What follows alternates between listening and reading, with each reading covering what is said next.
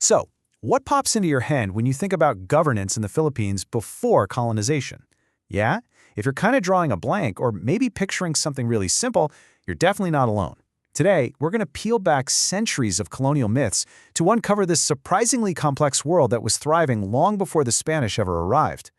For so long, the whole story was framed by this one question. Was the pre-colonial Philippines just a land without any real laws or leadership? Just a bunch of scattered, disorganized tribes? But see, this wasn't just some innocent question. It was actually the foundation of a really powerful myth. And this idea didn't just come out of nowhere.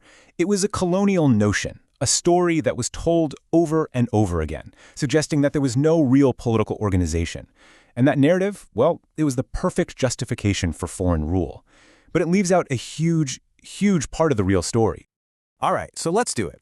Let's peel back that myth. We're going to dig into the complex, the adaptive, and honestly, the surprisingly modern systems of governance that were already in place. Our journey starts with the absolute foundation of that society, this self-governing unit that they called the barangay. Now, what's so wild here is the definition.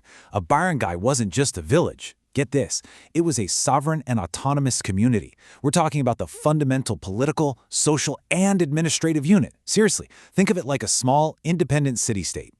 And these communities were not all the same, no way. They were super adaptive. Inland barangays, for example, were often smaller, built around farming. But the ones on the coast? Oh, they were way larger, way more complex. They were these buzzing hubs built on fishing, sailing, and even international trade. So, here's the crucial point, the main takeaway. Governance wasn't centralized in some faraway capital. It was totally decentralized, it was localized, and it was specifically tailored to what each community actually needed. I mean, this was a brilliant, early form of context-sensitive administration. Which, of course, brings us to the leaders themselves. Yeah, they held power, but they were far from the absolute rulers you might be imagining. Their authority was built on this really delicate balance of power, the people, and accountability. The main figure was the datu, and this person basically wore 3 different hats. As the executive, they organized everything from building irrigation canals to leading the barangay in its own defense. As the legislator, they were the keeper of the community's unwritten laws. And as the judge, they were the one who settled all the disputes. But the system didn't just stay the same. As communities got bigger and connected through trade and new ideas, the leadership evolved.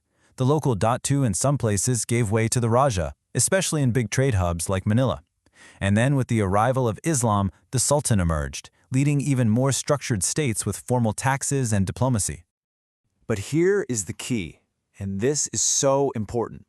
Power wasn't just something you inherited and that was it. This quote says it all. Authority came from personal leadership, not from some formal title. Your legitimacy had to be earned constantly. If you were a leader who couldn't protect your people or help them prosper, you wouldn't be a leader for very long. And they didn't govern by themselves. The Council of Elders was the first and maybe the most important check on their power. This group of respected community members had to be consulted on all the big decisions. You couldn't just declare war on a whim. You needed their consensus. It was an early and really effective system of checks and balances. Okay, so we've got the structure, we've got the leaders, but how did this all actually work day to day? Well, everything was governed by laws that were centered on one thing: harmony and community.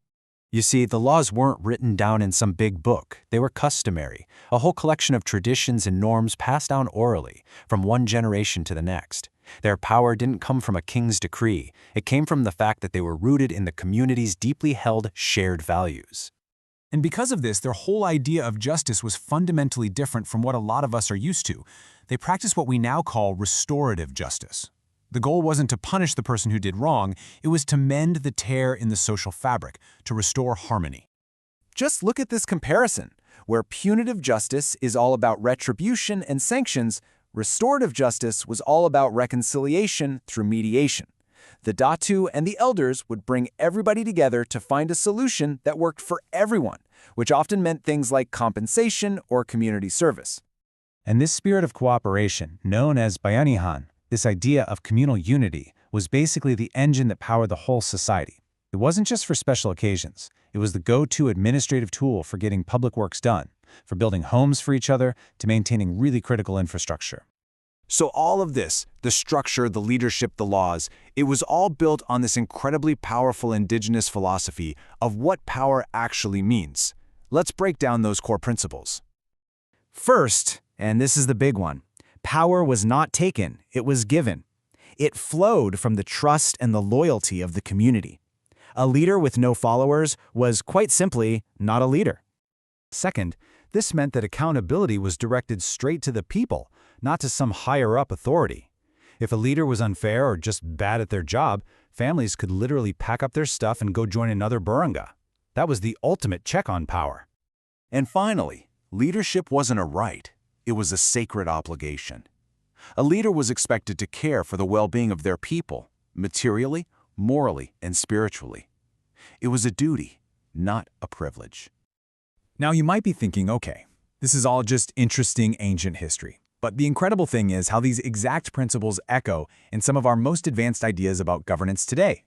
I mean, think about it. Decentralization, giving power back to local communities, participatory decision-making, getting everyone involved, community oversight as a form of accountability, and this idea of service-oriented leadership. These are all seen as cutting-edge concepts in public administration today, and they were being practiced here centuries ago. It just proves that these indigenous traditions weren't primitive at all. They were sophisticated, they were ethical, and they were deeply adaptive. Which kind of leaves us with one final and really important question to think about. What other ancient wisdom have we forgotten that could help guide our world today?